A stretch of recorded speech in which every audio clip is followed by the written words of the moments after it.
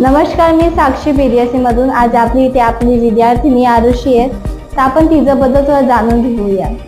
So Arushi, तूने BDSC कधी join केलेला?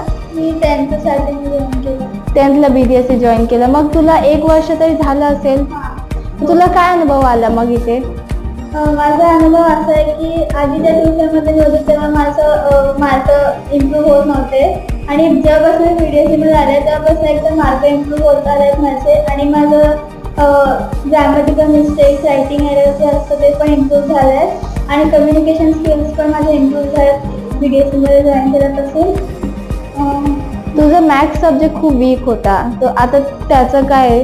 माझा मॅथ्स सब्जेक्ट वीक होता आणि 10thमध्ये जेव्हापासून BDSC जॉईन केलं आहे तेव्हापासून अनिता मॅम आणि आमिर सरांनी खूप चांगल्या पद्धतीने शिकवलं आहे मला आणि त्याच्यामुळे माझं लवकर समजतं पण आणि मॅमचे जे ट्रिक्स वगैरे त्याच्याने पण लवकर होतं माझं मॅथ्स आता सॉल्व. तुला इथल्या टेस्ट सिस्टम्स बद्दल काय सांगायचं आहे? इथं टेस्ट रेग्युलर होतात आणि प्रत्येक चॅप्टरवरती होतात आणि मेन म्हणजे तर लगेच भेटतात चेक करून, त्याच्यामुळे कळतं आम्हाला की आमची चूक कुठे झाली.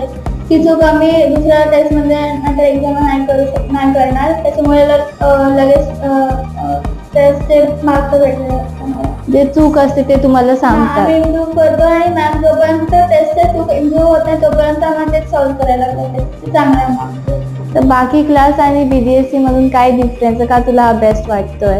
बाकी क्लासेस आणि BDSC मध्ये हा फरक आहे की बाकी क्लासेसमध्ये पर्सनल अटेन्शन दिलं जात नाही आणि BDSC मध्ये पर्सनल अटेन्शन दिलं जातं आणि स्टुडंट्सला जोपर्यंत तो टॉपिक किंवा तो जे आहे कन्सेप्ट तो समजला जात नाही तोपर्यंत समजवलं जातं. स्टुडंट्स कितीदा पण विचारतात मॅम आणि सर काय नाही बोलणार नसतं. थँक्यू आरुषी.